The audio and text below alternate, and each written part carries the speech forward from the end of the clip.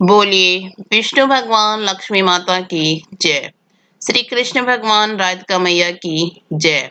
मैं आप सभी को ये बताना चाहती हूँ कि हमारे 2 चैनल और भी हैं, मधुर भजन और आरती के लिए मन राखियो और डेली जनरल नॉलेज के क्वेश्चंस के लिए लर्निंग बाय डूइंग। इन दोनों के लिंक डिस्क्रिप्शन बॉक्स में दे दिए हैं, एक बार आप जाकर देखिएगा जरूर। आज हम पुरुषोत्तम महत्तम अध्याय 24 का गुणगान करते हैं। अगर आपको अच्छा लगे तो लाइक शेयर सब्सक्राइब जरूर कीजिएगा। उग्रदेव को मणिग्रीव सब कुछ बतलाकर बोला, हे ब्राह्मण, इस समय मुझ पाप युक्त पर आप अनुग्रह करें।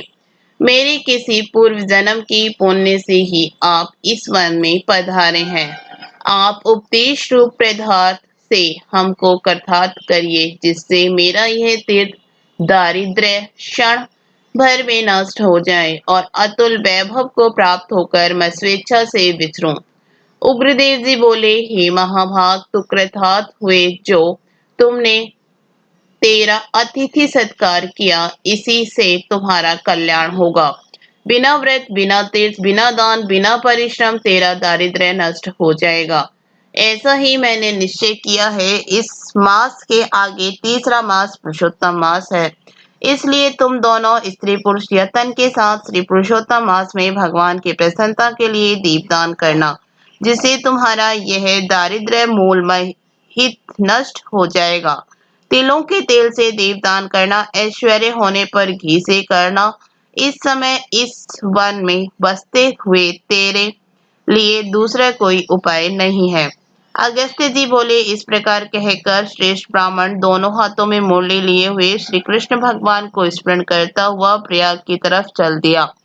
2 महीने व्यतीत होने पर जब श्री पुरुषोत्तम मास आया, तब गुरु भक्ति में तत्पर दोनों स्त्री पुरुष उस मार्ग में दीपक दान करने लगे।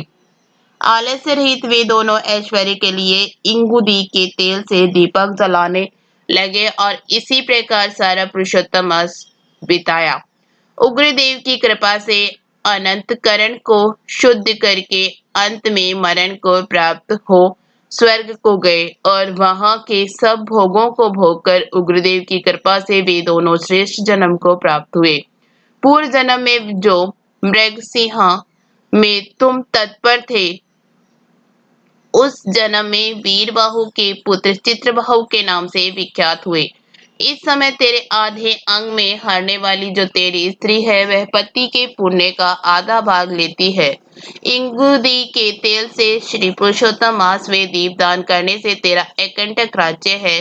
जो मनुष्य घी से अथवा तिलों के तेल से अखंड दीपक करे, तो फिर कहना ही क्या है। पुरुषोत्तम मास के दीपक का ऐसा ही फल है, इसमें संशय नहीं है। उपवास वाद आदि को के से पुरुषोत्तम मास का व्रत करे, तो फिर कहना ही क्या है। वाल्मीकि जी बोले, इस प्रकार अगस्त्य जी राजा चित्रबाहु के पूर्व जन्म की कथा कहकर सत्कार को प्राप्त होकर नाथ रहित आशीर्वाद देकर वहां से चले गए। इसके साथ ही 24वां अध्याय समाप्त हुआ।